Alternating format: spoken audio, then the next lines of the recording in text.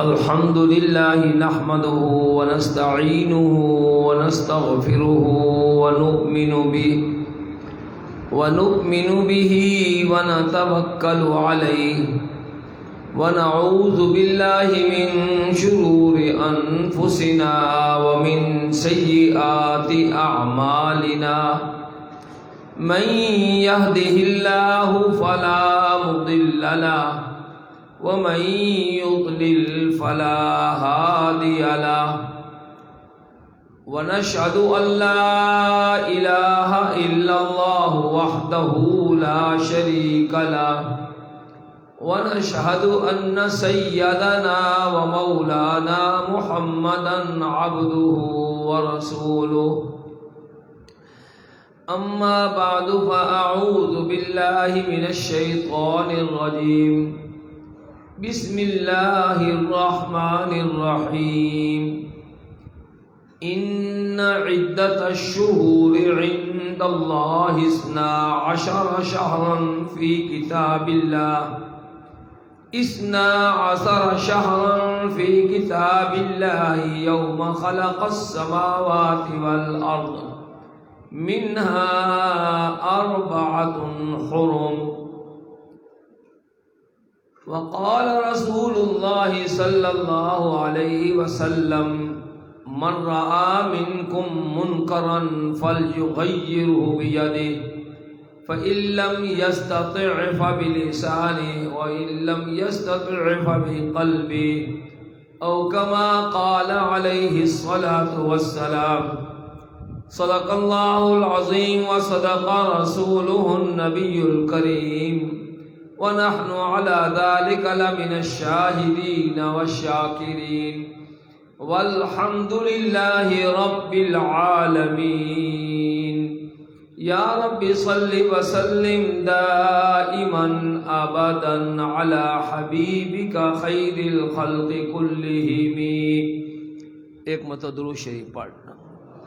اللهم صل على سيدنا ومولانا محمد وعلى آل سيدنا ومولانا محمد وبارك وسلم وصل عليه.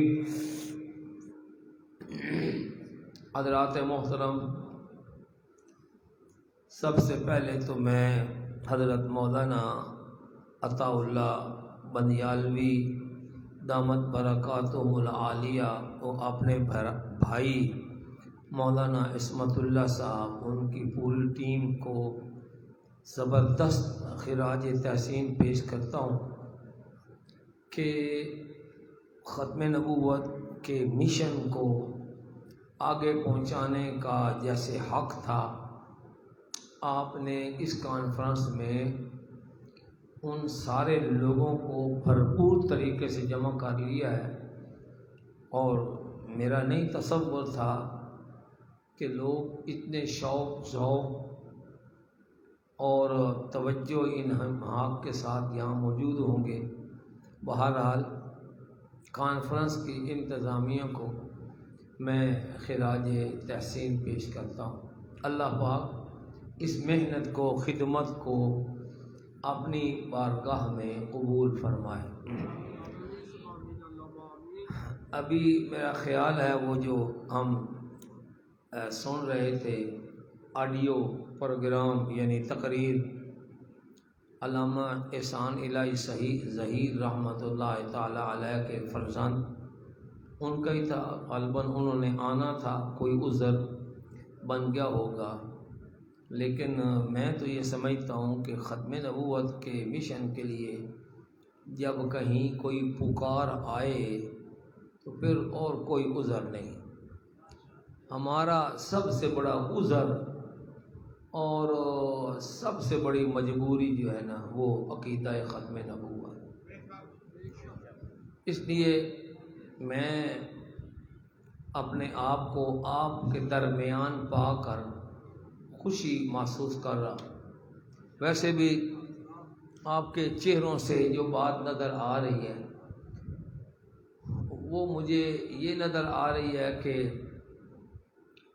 وہ ختم نبوت کے عاشق صادق دیوانہ حضرت مولانا منظور احمد چنیوٹی رحمۃ اللہ تعالی علیہ۔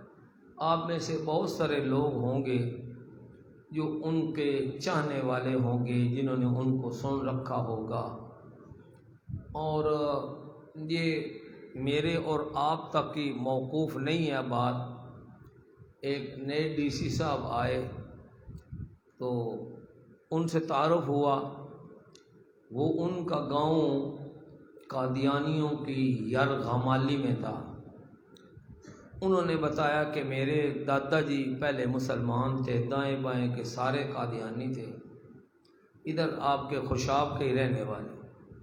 تو کہتے ہیں کہ ہم نے تو جو اتنی عزت پائی ہے، عمر پائی ہے، یہ حضرت چنیوٹی رحمۃ اللہ علیہ کے آڈیو اور ویڈیو بیانات سن کے ہی ہم نے یہ غیرت پائی ہے، یہ عزت پائی ہے، علم پایا ہے۔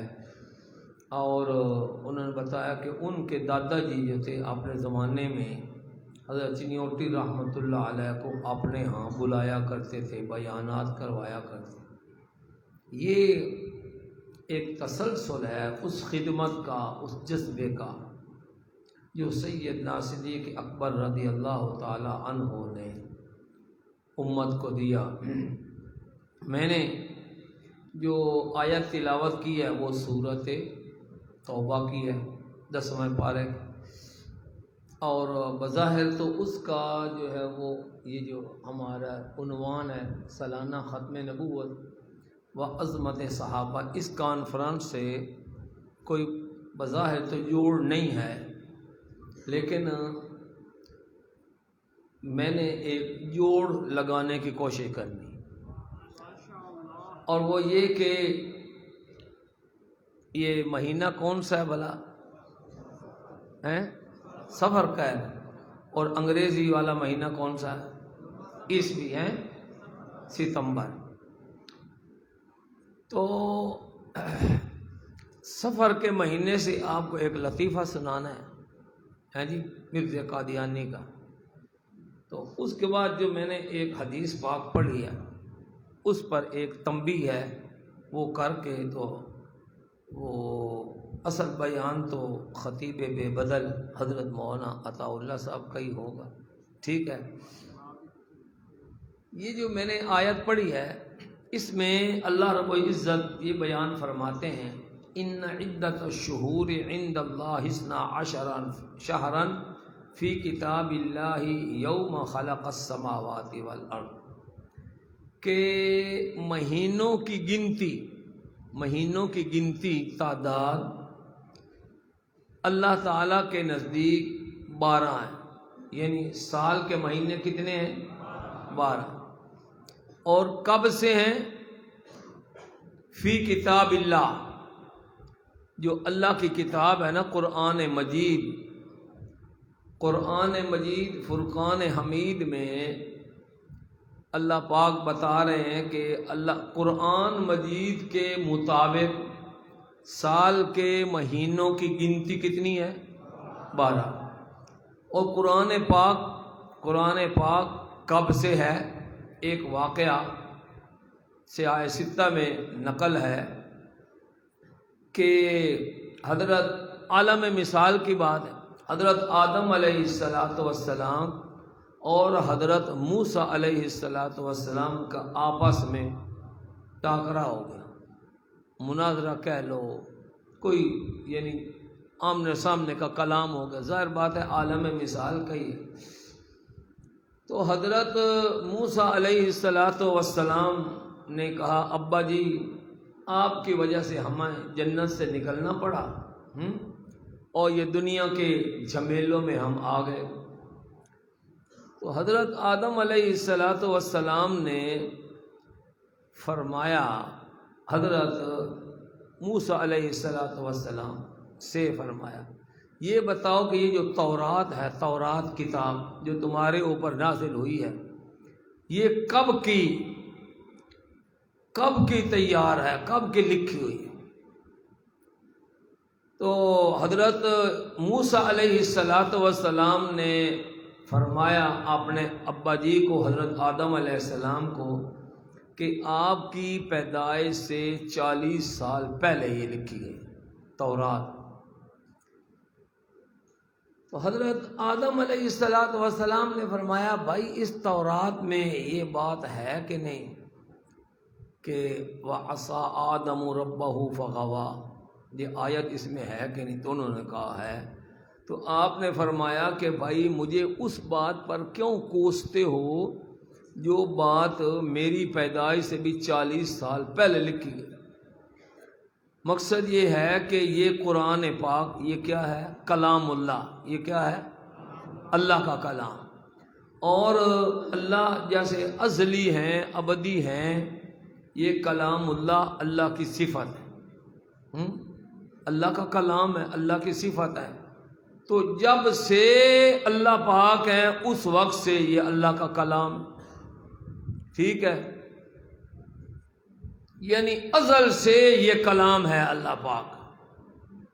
اس میں صحابہ کرام کی بات بھی آ جائے تو اللہ تعالیٰ نے صحابہ کرام کی مثال سورت فتح میں دی ہے، آخری آیت محمد الرسول اللہ والذین معہ اشداء علی الکفار۔ پھر آگے اللہ پاک فرماتے ہیں کہ یہ صحابہ کرام کی یہ جو مثال ہے نا، یہ تورات میں لکھی ہے اور یہ اگلے والی مثال انجیل میں لکھی ہے۔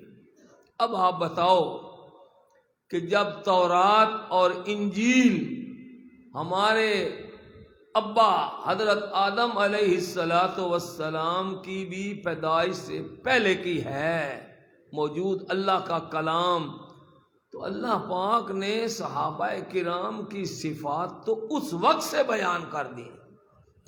آپ کا ذکر تورات اور انجیل میں موجود ہے صحابہ کرام کا۔ آج صحابہ کرام کو تبرہ کرنے والے اگر کہیں کہ جی وہ 40 پارے تھے، بکریاں کھا گئیں اور یہ ہو گیا وہ ہو گیا، تو تورات اور انجیل کو کس نے کھایا ہے؟ صحابہ کرام کے تذکرے کو کتب سماویہ آسمانی کتابوں سے نکالا اور کھرچا نہیں جا سکتا، ٹھیک ہے؟ تو قرآن پاک یہ اللہ پاک کا ازلی کلام ہے۔ اس میں اللہ پاک کیا فرماتے ہیں کہ جب سے یہ اللہ کا کلام ہے نا، کتاب اللہ قرآن پاک ہے، اس وقت سے 4 سال کے کتنے مہینے ہیں؟ 12۔ اللہ پاک فرماتے ہیں منہا 4 حرم، کہ ان 12 مہینوں میں سے 4 مہینے بڑی حرمت والے ہیں، بڑی حرمت والے۔ پہلی امتوں میں یہ مسئلہ تھا کہ یہ جو 4 مہینے تھے اور وہ ہیں کون کون کے؟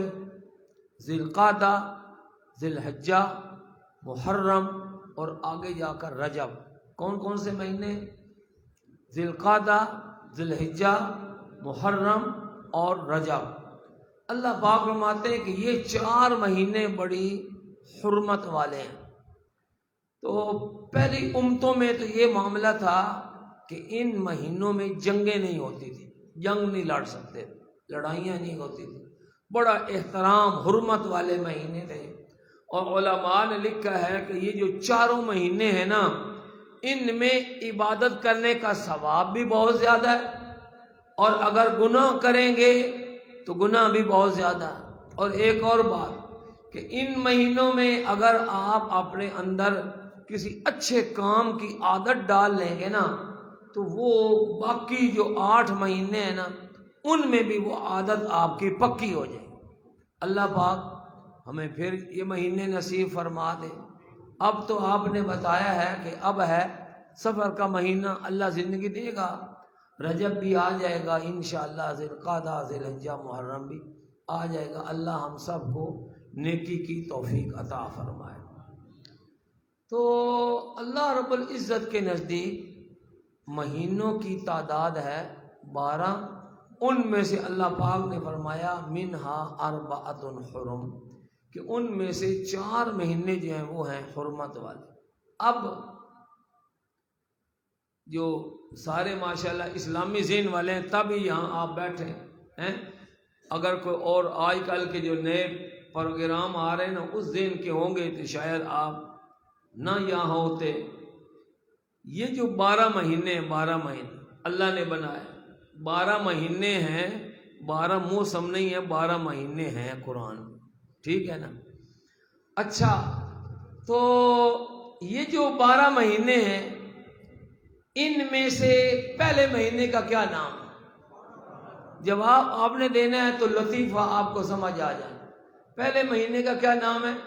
محرم، ابھی جو گزر گیا ہے. تو اس کے بعد والا جو مہینہ اس کا کیا نام ہے؟ صفر. اور اس کے بعد جو مہینہ آئے گا اس کا کیا نام ہے؟ ربیع الاول. اور چوتھے نمبر پر جو مہینہ آئے گا اس کا کیا نام ہوگا؟ ربیع الثانی. چلو زیادہ اس پر وقت نہیں لگاتے، 4 مہینے تو ترتیب سے ہم نے بول دیے. پہلے مہینے کا نام ہے محرم، دوسرے کا نام ہے صفر، تیسرے کا نام ہے ربیع الاول اور چوتھے کا نام ہے. ایسے ہی بات ہے نا، یہی ترتیب ہے یا کوئی الٹ ہے؟ اگر کوئی بندہ آپ سے کہے ابھی آپ نے کیا طے کیا ہے کہ صفر کا مہینہ کتنا ہے؟ دوسرا. کوئی بندہ آپ سے کہے کہ صفر کا مہینہ چوتھا ہوتا ہے، بتاؤ یہ بات ٹھیک ہے کہ غلط ہے؟ یہ جو سارا مجمع بیٹھا ہے کوئی ایک بندہ انگلی ہاتھ کھڑا کر کے کہہ سکتا ہے کہ صفر کا مہینہ چوتھا ہوتا ہے؟ میرا خیال کوئی عقل مند بندہ نہیں کہے.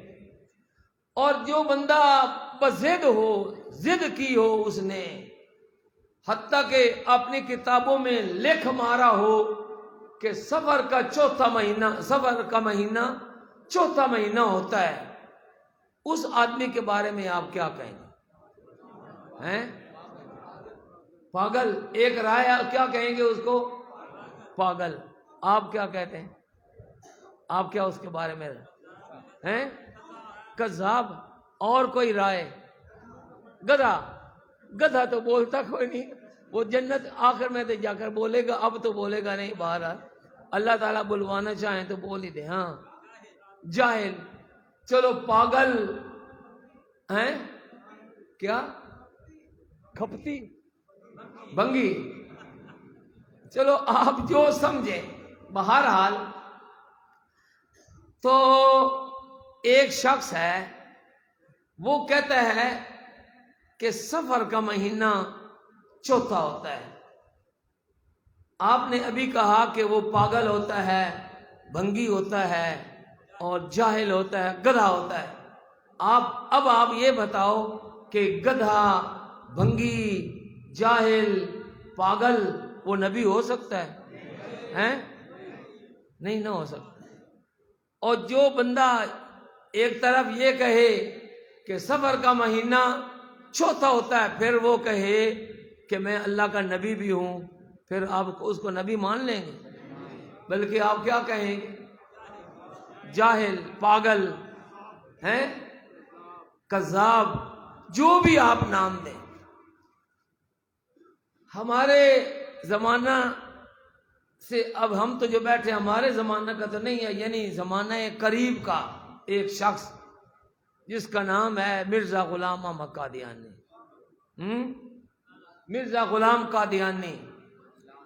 اس بدبخت نے اپنا جو اس کا چوتھا بیٹا پیدا ہوا اس کا نام اس نے بتایا اور کہا کہ چونکہ ایک بکواس پہلے اور اس نے کی، وہ بھی سن. نعوذ باللہ من ذالک. جو اندر گند ہوتا ہے نا وہی باہر نکلتا ہے. حالانکہ نبی با حیا، بڑے شرم والا، کنواری بچی سے زیادہ شرم و حیا والا، بد زبان نہیں ہے. اس کی مثالیں بڑی بہترین، بدی بہترین ہیں. تو یہ بدبخت جو ہے اپنے بیٹے کا موازنہ پہلے کرتا ہے حضرت عیسیٰ علیہ السلام سے. تو کہتا ہے کہ اگر حضرت عیسیٰ علیہ السلام نے ماں کی گود میں باتیں کی تھیں تو کون سے کمال کی بات ہے؟ اللہ پاک اس کو ان کا معجزہ قرار دے، اور یہ بدبخت کہے کہ عیسیٰ علیہ السلام نے اگر ماں کی گود میں باتیں کر لی تو کون سے تعجب کی بات ہے۔ اگلی جو بکواس کرتا ہے وہ کہتا ہے کہ میرے بیٹے نے ماں کے پیٹ میں 2 مرتبہ باتیں کی تھی۔ کوئی بات سمجھ میں آئی آپ؟ مرزا قادیانی بکتا ہے کہ میرے بیٹے نے ماں کے پیٹ میں 2 مرتبہ باتیں کی تھی۔ وہ الو کا پٹھا وہ ہے تو اپنے بیٹے کا مرتبہ سیدنا عیسیٰ علیہ السلام سے اوپر کرنا چاہتا ہے کہ اگر انہوں نے دنیا میں آ کر باتیں کی تو کون سے کمال کی بات ہے۔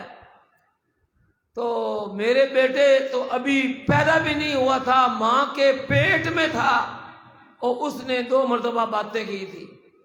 اب بھائی یہ دعویٰ ہے مرزا قادیانی کا ہے تو دعوے پر دلیل ہونی چاہیے کہ نہیں؟ جو بندہ دعویٰ کرتا ہے تو ہمارے مناظرے کا اصول یہ ہے کہ اس پر اس نے دلیل پیش کرنی ہے۔ اب ہمارا سوال یہ ہے، یہ اس نے کتاب میں لکھا ہے، کتاب کا نام میں ابھی آپ کو انشاءاللہ بتا دوں گا، ٹھیک ہے؟ اس نے کتاب میں لکھا ہے کہ میرے بیٹے نے ماں کے پیٹ میں 2 مرتبہ باتیں کی تھی۔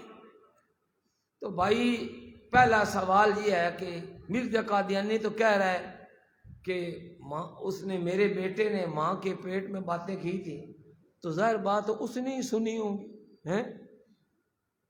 اسے نہیں سنی ہوگی نا۔ اپنے بیٹے کی ماں یعنی اپنی بیگم کے پاس تو وہی رہتا تھا۔ اب یہ بتانا باقی ہے اس زمانے میں کوئی وائرلیس کا نظام تھا یا موبائل سسٹم تھا یا کیا، اس نے کان لگا کر سنا، کیسے سنا، یا اونچی اونچی آواز آئی کیسے سنا، یہ تو وہ بتائے گا۔ لیکن دعویٰ اس نے کر دیا، اب بھائی اس کے لیے 2 گواہ چاہیے، ٹھیک ہے؟ جب بھی کوئی بندہ دعویٰ کرتا ہے اس کے لیے 2 گواہ چاہیے۔ ہمارا پوری قادیانی امت سے مطالبہ ہے کہ قادیانیوں 2 بندے گواہ لے آؤ جن کی موجودگی میں مرزا قادیانی کے بیٹے نے ماں کے پیٹ میں رہتے ہوئے باتیں کی اور مرزا قادیانی نے وہ باتیں سن لیں۔ بات بنتی ہے کہ نہیں بنتی ہے؟ مگر یہ اتنی بےہودہ ساری بات ہے، اتنی بےہودہ بات ہے کہ میرا خیال ہے کوئی اس واقعہ کا گواہ بننا بھی پسند نہیں کرے، ٹھیک ہے کہ نہیں بات؟ کون بیٹھا ہوگا مرزے، کون بے غیرت ہوگا، یا وہ اس کی بیوی کوئی اتنی بے حیا ہوگی کہ مرزا قادیانی کی کہ وہ اس کا بیٹا باتیں کر رہا ہے، مرزا تو سن رہا ہے اور ساتھ پرائے مرد بھی بیٹھے ہوں وہ بھی باتیں سن رہے ہوں۔ کبھی ایسا موقع بنتا ہے؟ جتنا بے غیرت بے حیا یہ انسان ہے، اب بندہ مسجد میں بیان نہیں کر سکتا۔ تو یہ بکواس کرنے کے بعد اس نے بس نہیں کی، اس نے کہا نہ کرو، اس نے کہا کہ چونکہ یہ میرا بیٹا چوتھا تھا تو اللہ پاک نے اس کو جو پیدائش کا مہینہ دیا، اس کو جو پیدائش کا مہینہ دیا وہ سال کے مہینوں میں سے چوتھا مہینہ دیا۔ آگے کہتا ہے یعنی ماہ صفر، سنا؟ کہتا ہے کہ اللہ پاک نے میرا بیٹا چونکہ چوتھا بیٹا تھا تو اس میں اللہ پاک نے 4 کا عدد جو ہے وہ جمع کر دیا۔ تو لکھتا ہے کہ اللہ نے میرے بیٹے کو جو پیدائش کا مہینہ دیا تو وہ بھی سال کا چوتھا مہینہ تھا. آگے موٹا کر کے لکھتا ہے یعنی ماہ صفر. اب آپ کے ذہن میں سوال کو پیدا ہوا کہ نہیں کہ وہ کتاب کون سی ہے؟ کتاب کا نام بتا دوں. اگر دیکھو کتاب پیش نہ کر سکے، کتاب میں سے یہ مرزا قادیانی کے الفاظ پیش نہ کر سکیں تو جو سزا چور کی وہ سزا میری. لیکن والد صاحب رحمت اللہ علیہ فرماتے تھے. اب آپ نے پہلے کیا فیصلہ کیا بتائیں؟ آپ نے کیا کہا تھا کہ سفر کا مہینہ کتنا ہوتا ہے؟ اور مرزا نے کیا لکھا؟ والد صاحب فرماتے تھے ایسا الو کا پٹھا. آپ نے تو نام بتایا نا کہ اس کو ہم پاگل کہیں گے. کسی نے کیا کہا؟ چرسی، بھنگی ہیں. لیکن ہمارے والد صاحب نے اس کے لیے لفظ جو خطاب منتخب کیا تھا وہ تھا الو کا پٹھا. تو والد صاحب رحمت اللہ علیہ فرماتے تھے کہ ایسا الو کا پٹھا جس کو یہ پتہ نہ ہو کہ سفر کا مہینہ دوسرا ہوتا ہے یا چوتھا، ہم اس کو نبی مان لیں؟ بتاؤ، آپ اس شخص کو نبی مانیں گے؟ ہرگز نبی نہیں مانیں. تو چونکہ یہ سفر کا مہینہ ہے تو میں نے کہا وہاں جا کر تقریر کیا کروں گا، تو یہی سفر کے مہینے سے مناسبت نکال کر وہ آپ کے سامنے رکھی جائے کہ مرزا قادیانی نے سفر کے مہینے کو کتنا لکھا؟ مہینہ چوتھا. یہ کون سی کتاب ہے؟ ماشاء اللہ کتاب کا نام ہے تریاق القلوب. کتاب کا نام ہے تریاق القلوب. تریاق کیا ہوتا ہے؟ تریاق ہوتا ہے جو سانپ جب ڈس لے نا تو وہ اوپر کو ایک ملتے ہیں کوئی شے تو اس کی زہر کو وہ چوس لیتا ہے. پرانے زمانے میں یہ جو ہے نا تریاق یہ ملتا تھا عراق سے. تو ایک شعر بھی فارسی کا اس بارے میں مشہور ہے، تا تریاق از عراق ابردہ شود مار گزیدہ مردہ شود. کہ عراق سے تریاق کے آتے آتے جس کو سانپ نے ڈنسا ہوگا وہ تو مر جائے گا. ہے جی.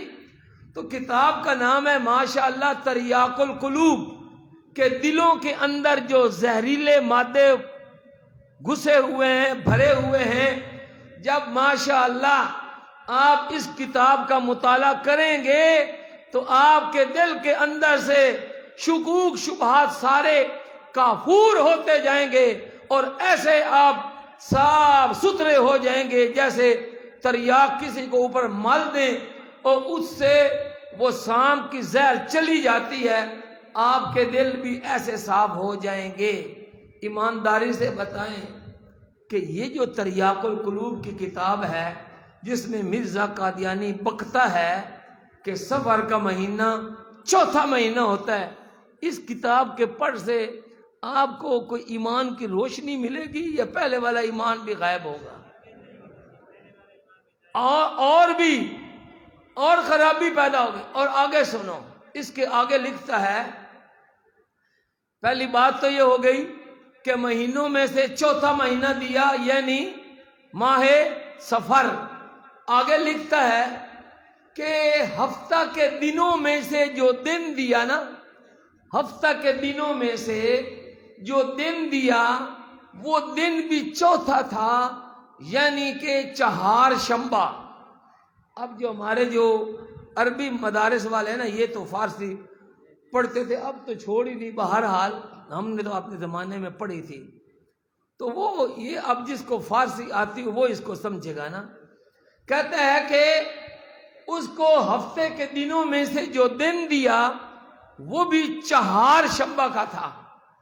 اب چہار شنبہ کیا بلا ہوتی ہے؟ تو آپ یہ سمجھو کہ چہار کا معنی چار، چہار فارسی میں چہار کا معنی چار.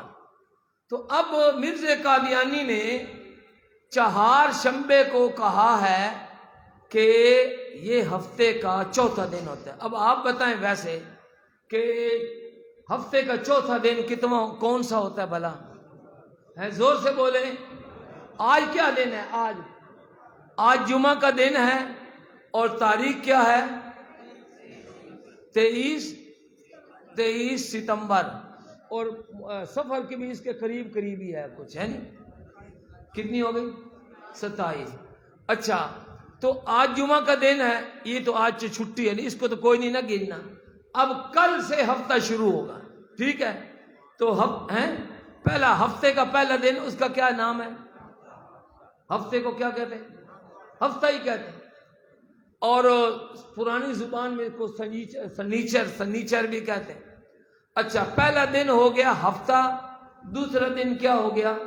اتوار، اور تیسرا دن سوموار یا پیر، چوتھا دن ہو گیا منگل، پانچواں بدھ، اور چھٹا جمعرات، اور جمعے کو تو پھر چھٹی ہوتی ہے، ٹھیک ہے نا؟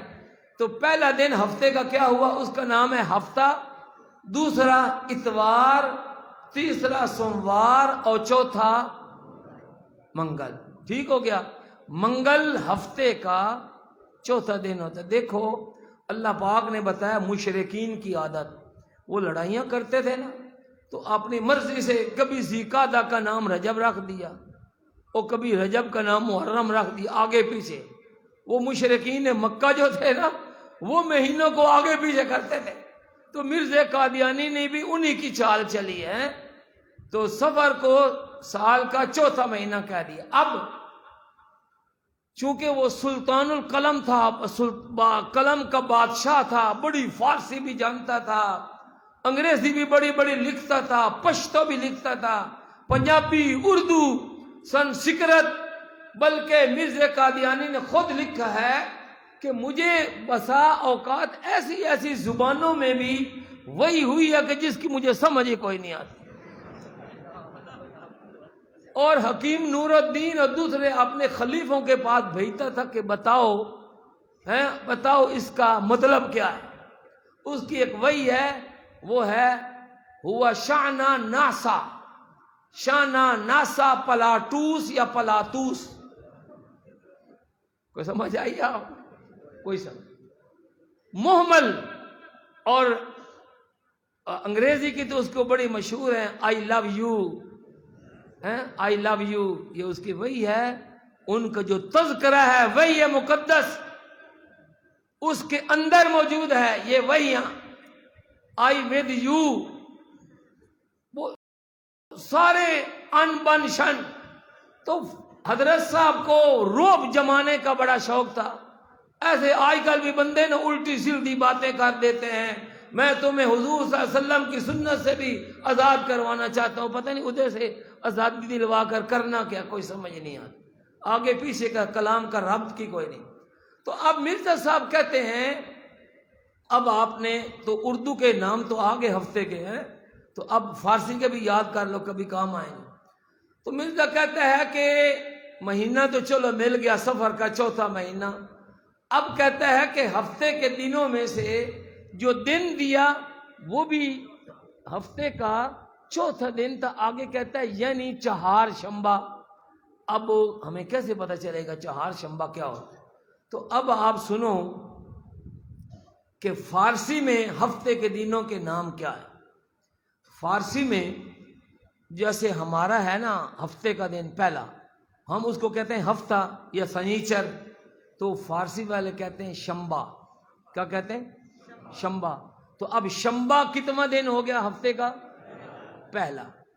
اس کے بعد جو ہم کہتے ہیں اتوار، ہم کہتے ہیں نا اتوار، فارسی والے اس کو کہتے ہیں یک شنبہ، کہتے ہیں نا یک نشد دو شد، تو اتوار دوسرے دن کو ہم کہتے ہیں اتوار، اور فارسی والے کیا کہتے ہیں؟ یک شنبہ، ٹھیک ہو گیا؟ تو یہ یک شنبہ تک کتنے دن ہو گئے؟ 2۔ اب آگے ہم کہتے ہیں تیسرے دن کو کہتے ہیں سوموار یا پیر، تو ایران والے اس کو کہتے ہیں 2 شنبہ۔ آپ فارسی کی کتابوں میں جب سیرت پڑھتے ہیں نا حضور صلی اللہ علیہ وسلم کے پیدائش کا دن، تو لکھا ہوتا ہے 2 شنبہ کے دن پیدا ہوئے، یعنی کہ آگے لکھا ہوتا ہے یعنی کہ پیر کے دن یا سوموار، تو 2 شنبہ کتنا بن گیا؟ ہفتے کا تیسرا دن۔ ہمارے ہاں تیسرے دن کو کہتے ہیں پیر، اور فارسی میں کیا کہتے ہیں؟ 2 شنبہ۔ تو 2 شنبہ بن گیا تیسرے دن، ایسے ہی بات ہے نا، 2 شنبہ بن گیا۔ تو اس کے بعد ہمارا چوتھا دن، اس کو آپ نے نام کیا بتایا تھا؟ منگل۔ تو اب بتاؤ، فارسی میں 2 کو 2 کہتے ہیں اور 3 کو کہتے ہیں سے، اور 4 کو میں نے پہلے آپ کو بتایا کہ 4 کو کہتے ہیں چہار۔ تو 2 شنبہ کا معنی ہے تیسرا دن ہے۔ تو 2 کے بعد کیا ہوتا ہے؟ سے شنبہ، یعنی ہفتے کا چوتھا دن۔ کیسے؟ شنبہ، یک شنبہ، 2 شنبہ اور سے شنبہ۔ تو ہفتے کا چوتھا دن کیا ہوا؟ سے شنبہ، یعنی کہ منگل کا دن۔ تو اب آپ بتاؤ، جب سے شنبہ چوتھا دن ہو گیا تو چہار شنبہ یعنی کہ بدھ، چہار شنبہ یعنی کہ بدھ۔ اب آپ بتاؤ، بدھ یہ ہفتے کا چوتھا دن ہے یا 5واں؟ تو مرزا قادیانی صاحب کیا فرماتے ہیں کہ اب میرے رب نے میرے چوتھے بیٹے کو ہفتے کے دنوں میں سے جو دن دیا وہ بھی ہفتے کا چوتھا دن تھا، یعنی چہار شنبہ۔ اب آپ ایمانداری سے بتاؤ کہ چہار شنبہ وہ ہفتے کا چوتھا دن ہوتا ہے یا 5واں؟ تو والد صاحب رحمت اللہ علیہ فرماتے تھے، ایسا الو کا پٹھا جس کو یہ پتہ نہ ہو کہ چہار شنبہ وہ ہفتے کا چوتھا دن ہوتا ہے یا 5واں دن ہوتا ہے، ایمانداری سے بتاؤ وہ نبی بننے کے قابل ہے؟ نبی بننے کے قابل ہے؟ جو ایسا جھوٹا انسان، پاگل، وہ اس کو آپ منشی رکھیں گے اپنے کھاتے میں تو وہ تو چہار شنبے میں آپ کا کھاتا ڈال کر گھر چلا جائے گا۔ اس قسم کی اس کی حفوات بکواسیں ہیں، اور وہ بنا ہوا نبی، اور ڈاکہ کس پر ڈالا ہے؟ آقا نامدار حضرت محمد مصطفیٰ صلی اللہ علیہ وسلم کی ختم نبوت پر، جن کو حضور علیہ الصلاۃ والسلام وہ شخصیت ہیں کہ اللہ رب العزت نے ان کو فرمایا ہے وما ارسلناک الا رحمۃ للعالمین، کہ اے محمد صلی اللہ علیہ وسلم نہیں بھیجا ہم نے آپ کو مگر تمام جہانوں کے لیے رحمت بنا کر۔ تو کہاں یہ جھوٹا جس کو آپ نے کہا تھا پاگل اور الو کا پٹھا، یہ مقابلہ کرتا ہے حضور علیہ الصلوۃ والسلام۔ کہتا ہے اپنی موت کے بارے میں پیش گوئی کرتا ہے، کہتا ہے کہ ہم مکے میں مریں گے یا مدینہ میں، پیش گوئی کر ہم۔ اچھا، پہلے ایک فتویٰ دیا ہے، کہتا ہے کہ اگر تم نے میرے سچ اور جھوٹ کو پرکھنا ہو، اگر میرے سچ اور جھوٹ کو پرکھنا ہو تو میری پیش گوئیوں کو دیکھ لو، اگر میری پیش گوئیاں سچی تو میں سچا، ٹھیک ہے، اور اگر میری پیش گوئیاں جھوٹی تو میں جھوٹا، ہونا بھی ایسے چاہیے۔ اب ساری باتوں کو چھوڑتے ہیں، مرزا قادیانی نے اپنی موت کے بارے میں پیش گوئی کی، کیا کہا کہ ہم مکہ میں مریں گے یا مدینہ میں۔ اب الحمدللہ مجھے تو اس سال بھی حج کا موقع ملا، 9واں حج تھا تقریباً میرا، تو مکے میں کسی بندے نے نہیں بتایا کہ مرزا قادیانی کی مکے میں قبر ہے، اور مدینہ شریف گیا مدینہ شریف ہی میں کوئی سن 85 سے جا رہا ہوں، اور کرونا ہی نا، کرونا کے اب 3 سال ہو گئے، کرونا تک 85 سے لے کر کرونا یعنی 2018 تک، 85 سے 2018 کتنے سال بنتے ہیں؟ 33 سالوں میں میرا واللہ الحمدللہ کوئی ناغہ نہیں ہے۔ ہر سال اللہ پاک ایک مرتبہ 2 مرتبہ لے جاتے ہیں۔ تو کسی مکی بندے سے، کسی مدنی بندے سے نہیں سنا کہ مرزا قادیانی کی قبر مکے میں بنی ہو یا مدینے میں، بلکہ کہاں قبر ہے؟ قادیان۔ کہاں قبر ہے؟ قادیان کا ہے ہندوستان کا ایک ضلع، اس کا نام ہے گرداسپور، اس کی ایک بستی ہے، گاؤں ہے، اس کا نام ہے قادیان۔ تو مرزا قادیانی کی جو قبر اب بھی موجود ہے وہ قادیان کے اندر موجود ہے۔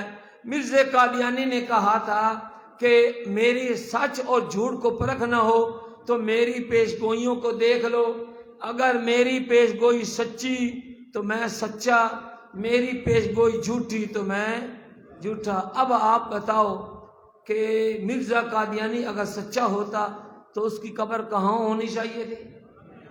مکہ یا؟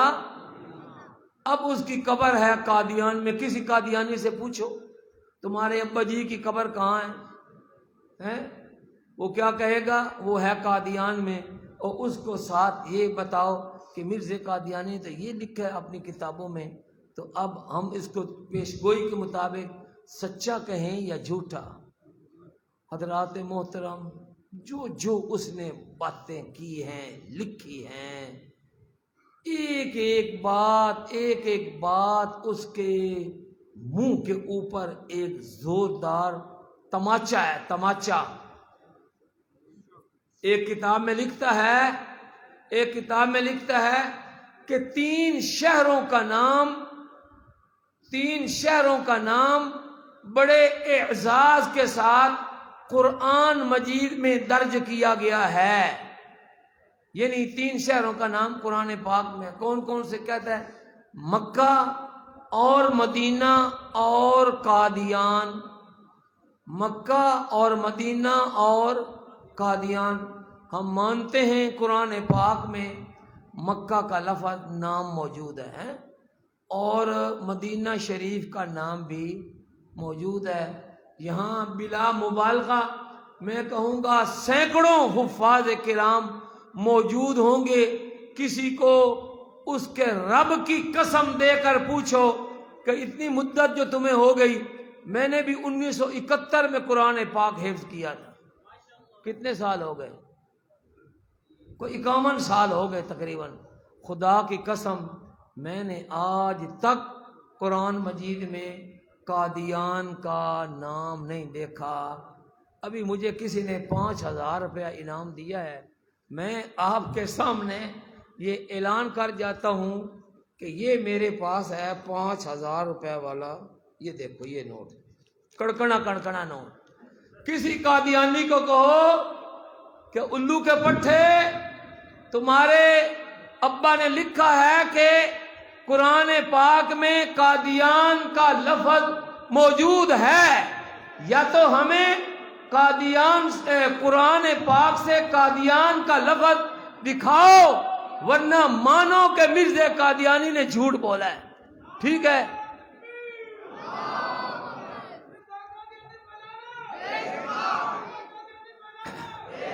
اچھا، آپ نے بھی اس کے کوئی نام بتائے؟ مرزا قادیانی نے اپنے بھی خود بھی کچھ نام بتائے۔ وہ کہتا ہے کہ جھوٹ بولنا، کہتا ہے جھوٹ بولنا مرتد ہونے سے کم نہیں۔ مرزا قادیانی کہتا ہے جھوٹ بولنا مرتد ہونے سے کم نہیں۔ کیا مطلب؟ اگر مرزا قادیانی جھوٹ بولتا ہوا پکڑا جائے تو وہ اپنے فتوے کے مطابق کیا ہوگا؟ بولو، وہ کیا ہوگا؟ مرتد ہوگا۔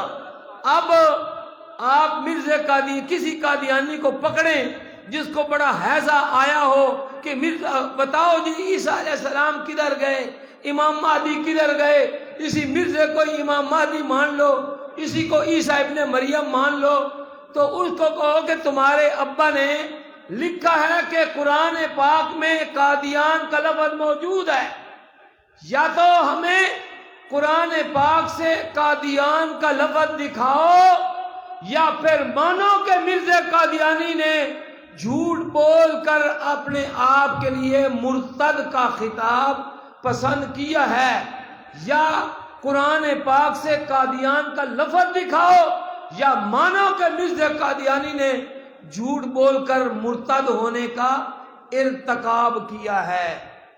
حضرات محترم، میرا خیال ہے اور خطیب آ گئے تو میں یہ تھوڑا سا اسلامی ٹچ، یہ ٹچ ٹھیک ہے، اسلامی ہے، یہ اسلامی ٹچ ہے کہ نہیں ہے؟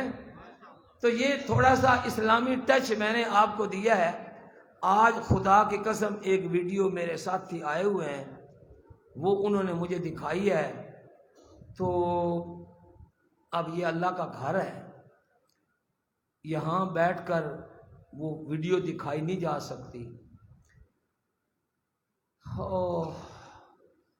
اسلام کا حلیہ بگاڑ کے رکھ دیا، ریاست مدینہ قائم کرنے کے نام پر اسلام کا حلیہ بگاڑ کے رکھ دیا ہے۔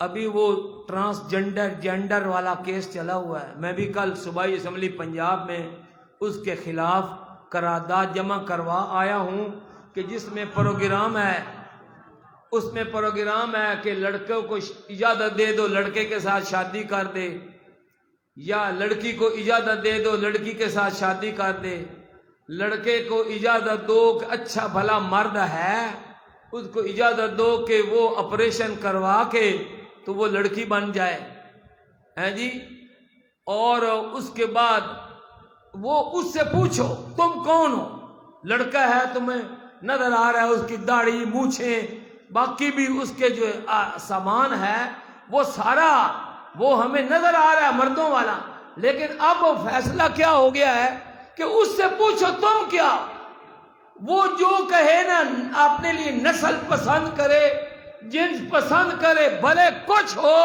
تم مان جاؤ کہ وہ خاتون ہے۔ یہ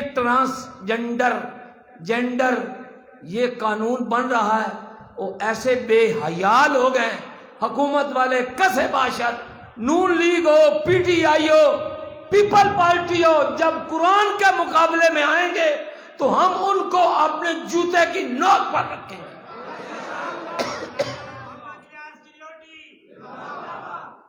حضرات محترم، یہ قصہ الگ چل رہا ہے، اور یہ ہمیں بھی اندازہ ہوا ہے اس قسم کا جب خوفناک قسم کا انہوں نے قانون پاس کروانا ہوتا ہے تو ان کی کچھ لابنگ ہوتی ہے اسمبلیوں کی، وہ اجلاس ہوتا ہے 5-5 6-6 گھنٹے، اب ممبر جو ہے نا 2-2 4-4 گھنٹے بیٹھ کے تھک جاتے ہیں، کوئی نماز پڑھنے چلا گیا، کوئی پیشاب کرنے چلا گیا، کوئی 4-5 ممبر ہوئے، شٹب سے وہ سرکاری نمائندہ وہ ایک بل لاتا ہے، کوئی وزیر لو جی یہ ایک بل تھا، اس میں وہ کوئی تبدیلی کرنی ہے، قومے کی جگہ فل اسٹاپ لگا دو، یہ کر دو، آگے پیچھے وہ عبارت پڑھ کے قطعاً نہیں سناتے کہ یہ اس بل کا مقصد ہے، یہ حرام زدگی ہے ان سب اسمبلیوں کے اندر۔ اور وہ انہوں نے وہ صادق سنجرانی بتاؤ کون تھا، اب بھی صادق سنجرانی ہے، اس میں سینٹ میں کون ہے، وہ کس کا لایا ہوا ہے، وہ یہ بل سینٹ سے پاس کروا رہا ہے۔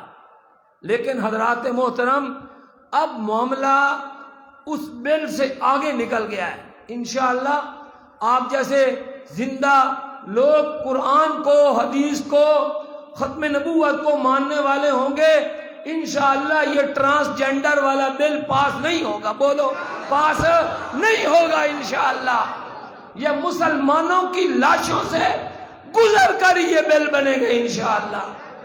لیکن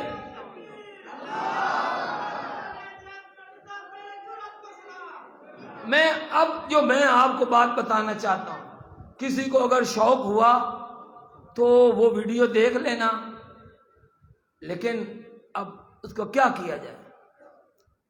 یہ وہ ریاست مدینہ قائم کرنے والے صاحب، ان کا ایک جلوس ہے جناب عالی، جلوس ہے، اس میں کچھ مردوں نے ایک عورت کو اٹھایا ہوا ہے اور وہ بک بک کر رہی، کرتا تو اترتا ہم نے نہیں دیکھا، اس عورت کا کرتا اترتا نہیں دیکھا، کرتے کے نیچے جو کچھ ہوتا ہے اس نے ہزاروں کے مجمع میں وہ اتار کر ایسے لہرا رہی۔ یہ ہے ریاست مدینہ، منہ مومنا کرتوت کافراں، کلمۃ حق ارید بها الباطل۔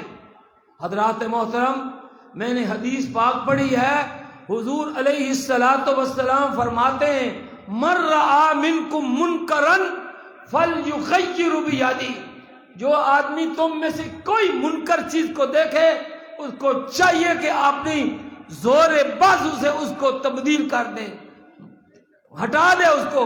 فإن لم يستطع فبلسانہ، اگر وہ ہاتھ سے اس کا تغیر نہیں کر سکتا، اس کو مٹا نہیں سکتا، تو کم از کم اپنی زبان اس کے خلاف استعمال کرو۔ اگر زبان بھی استعمال نہیں کر سکتے تو آپ نے فرمایا وَإِن لَّمْ يَسْتَطِعْ فَبِقَلْبِهِ، اگر اس واہیات اور منکر کام کے خلاف تم زبان بھی استعمال نہیں کر سکتے تو کم از کم دل سے اس کو برا سمجھو۔ وَذَلِكَ أَضْعَفُ الْإِيمَانِ، اور سن لو یہ ایمان کا سب سے کمزور درجہ ہے۔ حضرات محترم، اس بدبخت نے آ کر ہمارے معاشرے میں عورتوں کو نچوایا، ننگی لڑکیوں کا ڈانس کروایا، وہ یہاں تک بکنے کو بک رہی ہیں کہ میں چاہتی ہوں کہ عمران خان میرے بیڈ روم میں آ جائے۔ یہ ہے اسلام، یہ ہے ریاست مدینہ۔ اور سپورٹ کون کر رہے ہیں؟ ابھی تازہ تازہ دفتر وہ چناب نگر قادیانیوں کے گڑھ میں بنا ہے ان کا۔ یہ بڑا خوفناک منظر ہے جو آج ویڈیو میں پیش کیا گیا ہے۔ ہماری عورتوں کو وہ کسے باشد پاکستان کی عورت تو ہے نا جو اپنا سارا لباس اتار کر ننگی ہو رہی ہے، وہ آپ کی بہن ہوگی، آپ کی بیٹی ہوگی، آپ کی ماں ہوگی، کسی نہ کسی کی وہ بیوی ہوگی۔ خدا تعالی ہمیں حیا والی آنکھیں عطا فرمائے، حیا والی زبان عطا فرمائے، حیا والے کان عطا فرمائے۔ یہ کبھی ریاست مدینہ نہیں ہو سکتی۔ ریاست مدینہ کی ایک خاتون جنت سیدہ فاطمہ رضی اللہ تعالی عنہا نے فرمایا تھا کہ میرا جنازہ بھی رات کی تاریکی میں، رات کے اندھیرے میں نکالا جائے تاکہ کسی غیر محرم کی نگاہ میرے مرے ہوئے بدن کے اوپر بھی نہ پڑ جائے۔ آج جو ہمیں ترغیب دی جا رہی ہے، جو تربیت کی جا رہی ہے، وہ بچیوں کو بتایا جا رہا ہے کہ سر عام مجمع میں آ کر اپنے کپڑے اتار دو اور ننگی ہو جاؤ۔ ہم اس واقعے کی، اس ویڈیو کی، اس جلسے کی پرزور الفاظ میں مذمت کرتے ہیں۔ آج اگر یہ سرگودا ہے، یہ بھی تو پنجاب کا حصہ ہے، پاکستان کا حصہ ہے۔ ایمانداری سے بتاؤ، آپ کے مجمع میں جب میں یہ باتیں بتا رہا ہوں آپ کو تکلیف ہو رہی ہے کہ نہیں ہو رہی ہے؟ یہ ہر پاکستانی اور ہر غیرت مند کو اس واقعے سے تکلیف ہو رہی ہے۔ خدا کی قسم میرا دل بہت دکھا ہے کہ اس بے غیرت نے آ کر ہماری عزتوں کو پامال کر کے رکھ دیا ہے۔ یہاں کا D P O D C, وہ ڈی سی تو ہمارے چنیور سے آیا ہے، سن رہا ہوگا، وہ بھی بڑا غیرت مند انسان ہے۔ میں کہتا ہوں ہر ضلع کا انسان، ہر ضلع کا ذمہ دار، اس کی ذمہ داری بنتی ہے اس ویڈیو کو منگوائیں اور اس ظالم کے بچے، اس مجمع جو جس نے اس کو اٹھایا ہوا ہے، اس فحشہ عورت کو کندھوں پر، اس کے خلاف بھی ایف آئی آر ہونی چاہیے، اور اس عورت کے خلاف بھی ایف آئی آر ہونی چاہیے، اور جس شخص نے اس قسم کا مجمع مہیا کیا ہے اس کے خلاف بھی ایف آئی آر ہونی چاہیے، ہونی چاہیے۔ وآخر دعوانا ان الحمدللہ۔